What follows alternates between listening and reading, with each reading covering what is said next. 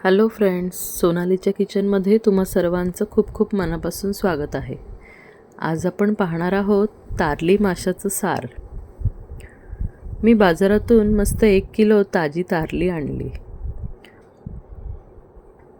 ती आधीच साफ करून आणली होती, म्हणूनच घरी आणून मी ती फक्त 2 ते 3 पाण्यात स्वच्छ धुवून घेतली. तुम्ही इथे बघू शकता किती छान अशी फ्रेश तारली आहे. आता मी मॅरिनेशनसाठी कोथिंबीर आणि लसणाची पेस्ट बनवली. त्यात 1 चमचे हळद, 1 ते 1.5 चमचा मालवणी मसाला आणि 2 चमचे मीठ घेतलं आहे. हे प्रमाण मी 3 प्रकारच्या माशांच्या मॅरिनेशनसाठी घेतलं होतं. म्हणून मी हा मसाला छान इथे मिक्स करून घेत आहे. तुम्ही बघू शकता किती छान दिसतंय, किती सुंदर टेक्स्चर आलं आहे ह्या मसाल्याला. आता या मसाल्याचे 3 भाग करून त्यातला फक्त 1 भाग मी तारलीसाठी घेणार आहे.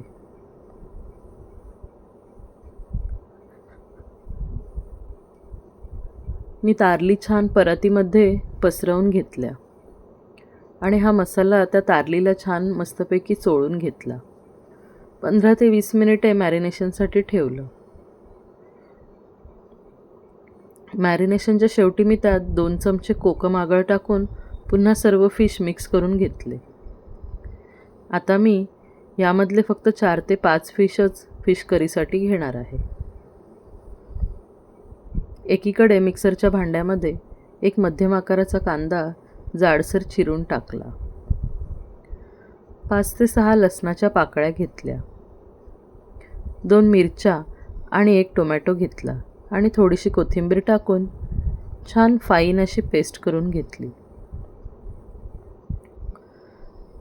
आता गॅसवर 1 कढई ठेवली आणि त्यात साधारण 1 ते 2 चमचे इतकं तेल घेतलं.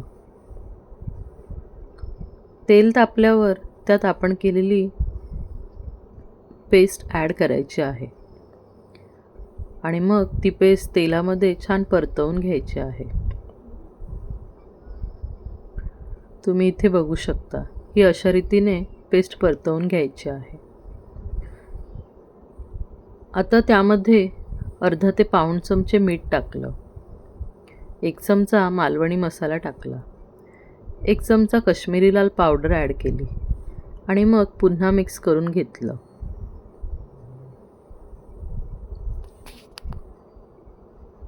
मिक्स करून झाल्यानंतर अर्धा चमचा कांदा लसूण पावडरसुद्धा ॲड केली आणि मग पुन्हा छान मिक्स करून घेतलं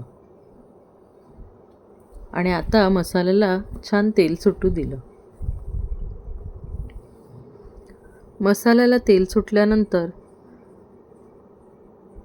आपण सारात टाकण्याचे तारली मासे त्यात थोडेसे फिरवून घ्यायचे आहेत. मासे मसाल्यामध्ये फिरवून घेतले आणि त्यामध्ये 1 ते 2 ग्लास पाणी टाकले. 2 ते 3 कोकम टाकून पुन्हा सर्व मिक्स केलं आणि मग झाकण लावून छान उकळ काढून घेतली. साधारण 5 ते 7 मिनिटं पुरेशी असतात माशांना शिजण्यासाठी. मी गॅसची flame medium to high adjust करत आहे. 5 ते 7 मिनिटांनी तुम्ही इथे बघू शकताय किती छान खळखळून अशी उकळी आलेली आहे. आता झाकण लावून गॅस बंद केला. आता सर्विंगसाठी तयार आहे तारलीचे सार. तारली हा मासा जरी काटेरी असला तरी खाण्यासाठी अतिशय चविष्ट लागतात. हे सार तुम्ही गरमागरम भातासोबत सुद्धा खाऊ शकता.